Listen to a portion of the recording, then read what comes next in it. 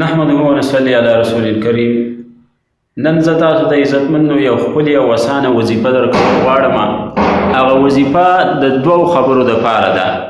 یو اول نمبر دا چې یو سړی دا غواړي چې یاره زه د چا قرضدار یې نه شم، نو کومه وظیفه درته کول پکار دي.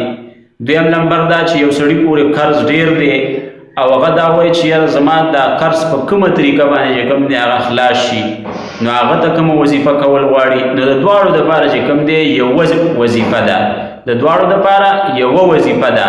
او هغه وظیفه چې کوم دی اسانه ده، مختصر وخت پې لګي، ډېر کم وخت پې لګي، خو کول چې کوم دی غواړي د یقین سره، د عقیدې سره چې کوم دی او دغه رنګه د توجه سره چې کوم دی هغه کول غواړي. نو هغه وظیفه دا ده چې د ماسپښین د مانځه نه بعد به دا سړی کیني، سنت یې مو کړه، فرض یې مو کړله، دا به کیني او دا به چې کوم دی دا درود شریف به 100 ځلې ووایي، اللهم صل علی محمد وعلی آله وبارک وسلم. دا درود شریف به 100 ځلې ووایي او بیا به د الله تبارک وتعالی نه سوال وکړي. که دا پردی قرضدار نو د الله نه به سوال وکړي، دوا به وغواړي الله ما د دې قرضونو نه خلاص کړي، نو الله به یې د غیبو نه امداد کړي او د قرضونو نه به یې الله زر تر زره خلاص کړي.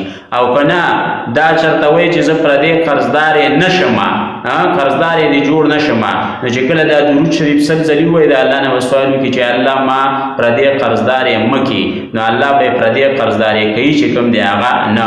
نو ګوره دا وظیفه چې کوم دی څومره اسانه ده، 10 منټه پې ټول نه لګي، 15 منټه به پې لګي. 100 ځل چې کوم دی ویل دي د هر ماسپښین مانځه نه بعد، د هر ماسپښین مانځه نه بعد 100 ځل ویل دي او داسې به وي اللهم صل علی محمد وعلی آله وبارک وسلم. داسې به ووایې 100 کرته او بیا به د الله تبارک وتعالی نه چې د کوم مقصد دپاره، که د قرض ادا کولو دپاره یې وي، نو د قرض د ادا کولو سوال به د الله نه وکړي. او که وایې چې پردی قرضدار یې نه شم، نو د هغې سوال به د الله نه وکړي، نو الله به دې پردی قرضدار یې کوي نه.